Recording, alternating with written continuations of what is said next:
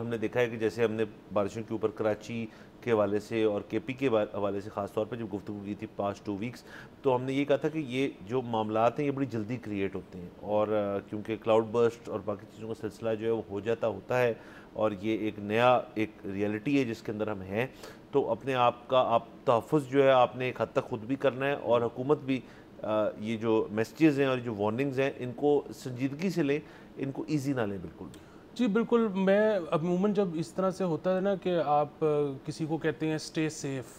یا آپ کسی کو کہتے ہیں کہ ہیو اے سیف ٹرپ، یا اس طرح کی جب بات کرتے ہیں، مجھے یہ پہلے بہت رسمی باتیں لگتی تھی کہ اس سے کیا فرق پڑتا ہے، مطلب آپ نے کسی کو یہ کہہ دیا تو اس سے تو کوئی فرق نہیں پڑتا، اس کے ساتھ تو جو ہونی ہے وہ ہو جانی ہے۔ لیکن اب میں بھی یہ کہتا ہوں، اور اس وجہ یہ ہے کہ یہ بیسیکلی ایک ریمائنڈر ہوتا ہے، اور یہ ریمائنڈر یہ ہوتا ہے کہ آپ نے سب سے پہلے اپنا تحفظ کرنا ہے، پھر کسی اور کی طرف دیکھنا ہے in case of any problem. یہ جس طرح آپ جب جہاز میں سفر کرتے ہیں تو وہ آپ کو ایئر ہوسٹس بھی یہ بتاتی ہے کہ سب سے پہلے آپ نے اپنا آکسیجن ماسک لگانا ہے، پھر کسی اور کی ہیلپ کرنی ہے۔ سو بنیادی بات یہ ہے کہ اب کیونکہ دور وہ آ گیا ہے کہ ہمیں اس طرح کی چیزوں سے نمٹنا پڑے گا سالانہ طور پہ، تو کوئی ایک ڈرل ایسی ہونی چاہیے جو سب کے ذہن میں ہو کہ اچھا اگر خدا نہ خواستہ جہاں پر میں ہوں وہاں پانی آ جاتا ہے تو میں نے اپنا تحفظ کیسے کرنا ہے، میں نے پھر اس کے بعد اپنے اہل خانہ کو کیسے دیکھنا ہے۔ اور میرے خیال میں سب کی، کیونکہ جو معروضی حالات ہیں وہ مختلف ہوتے ہیں، ہم جو ہے وہ بالکل شہر میں رہتے ہیں، کوئی جو ہیں وہ تھوڑے سے رورل علاقے میں رہتے ہیں، کوئی بالکل ڈیم کے قریب رہتے ہیں، کوئی ستلج کے ساتھ کسی کا فارم ہے، سب کے جو معروضی حالات ہیں وہ مختلف ہیں۔ سو جس طرح سے آپ نے یہ کہا کہ early warning system N D M A کا، اسی طرح N D M A, P D M As وغیرہ جو ہیں، ان ساروں کو ایک اور چیز یہ کروانی چاہیے کہ اب اگر فزیکلی ممکن نہیں بھی ہے سب کے پاس جا کے، تو آپ ٹیلی ویژن کے اوپر آن لائن آپ کچھ ڈرلز، کچھ اس قسم کی چیزیں کہ جی اگر خدا نہ خواستہ آپ پانی آتے دیکھیں، کس مقام کو محفوظ سمجھیں، کتنی دیر پہلے آپ وہاں کا سفر شروع کریں، اپنے ساتھ کیا کچھ لے جانا ضروری سمجھیں۔ سو یہ ساری وہ چیزیں ہیں جو گائیڈ لائنز ہونی چاہیے اور ہم سب کے پاس ہونی چاہیے۔ سب کے پاس ہونی چاہیے، اور دیکھیں میں خود اپنا اگزامپل دے سکتا ہوں کہ میرا خود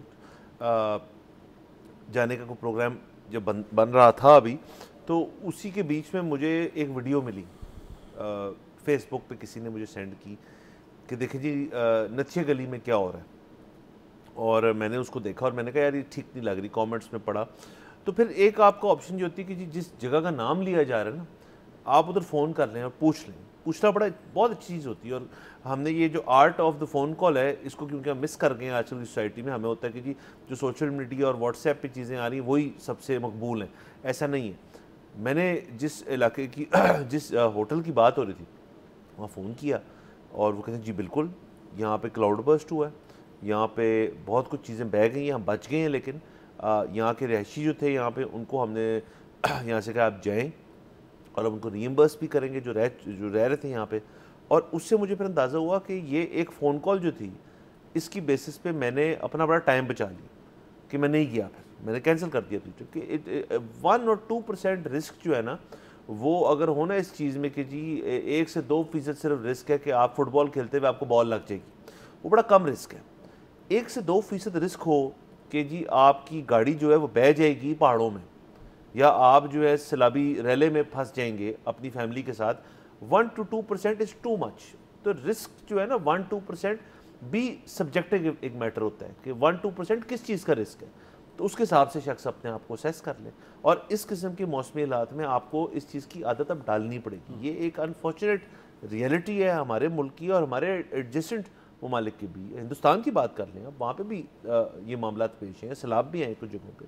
لیکن آپ اس چیز کو کوئی اپنے آپ کو ایک تو آئسولیٹ نہیں کر سکتے، اور دوسرا اپنی عادتوں کے اندر آپ ایک فرق جو ہے پیدا کر سکتے ہیں کہ جی ہر چیز 10 دفعہ چیک کر کے کی جائے۔ ہاں وہ اس قسم کے دلیر لوگ ہوتے ہیں جی میں اکیلا جا رہا ہوں تو میں تو کر لوں گا جو کرنا ہے،